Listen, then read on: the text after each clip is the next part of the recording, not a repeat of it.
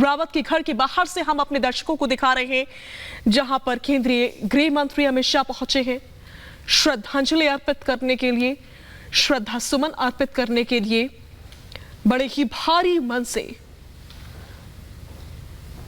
श्रद्धांजलि अर्पित करते हुए केंद्रीय गृह मंत्री अमित शाह सीडीएस जनरल बिपिन रावत को इस समय हमें नजर आ रहे हैं।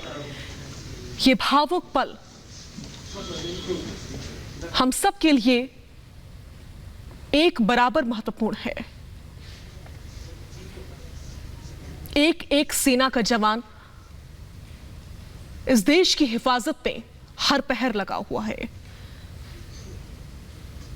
और इसीलिए जब ये सेना के जवान हमारे बीच से विदा लेते हैं तो ये तकलीफ हमको बर्दाश्त होती नहीं है।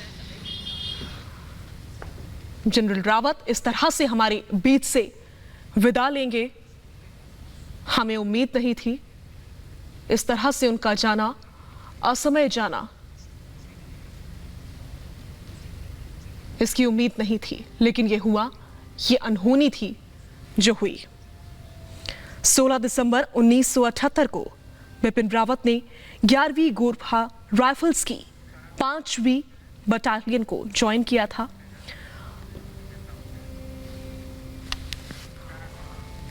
और इस बीच जानकारी मिल रही है कि शरद पवार भी पहुंचे हैं CDS major general Bipin Rawat के घर, उनको श्रद्धांजलि अर्पित करने के लिए, श्रद्धा सुमन अर्पित करने के लिए, उनको एक आखिरी सलाम करने के लिए, नम आंखों से उनको नमन करने के लिए।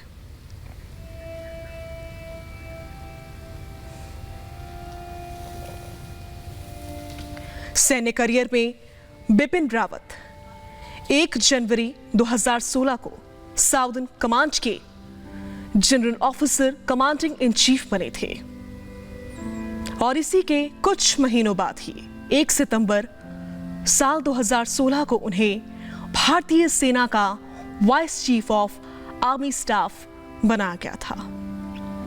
17 दिसंबर साल 2016 को उनके करियर का सबसे बेहतरीन दिन था और इस बीच ये तस्वीरें गृह मंत्री अमित शाह श्रद्धांजलि अर्पित करते हुए, श्रद्धा सुमन अर्पित करते हुए, पुष्प अर्पित करते हुए, बिपिन रावत जो सदा के लिए अमर हो गए हैं, जो हमारी यादों में हमेशा और हमेशा अमर रहेंगे। गौरवशाली इतिहास ये देश हमेशा याद रखेगा।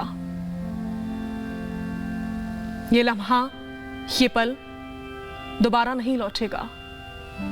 असमय, लेकिन बिपिन रावत हम सब के बीच से विदा ले रहे हैं। अपूर्णीय क्षति इस देश को पहुंची है।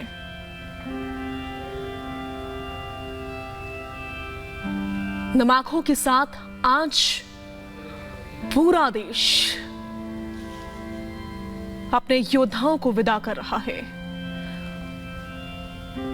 वो योद्धा जो साल दर साल अपनी जान की परवाह किए बिना, सुबह दोपहर शाम देखे बिना एक पांव पे खड़े रहे, हर पहर खड़े रहे, इस देश की हिफाजत में, इस देश की रक्षा में, इस देश की निगहबानी करते रहे, हमारे निगहबान बने रहे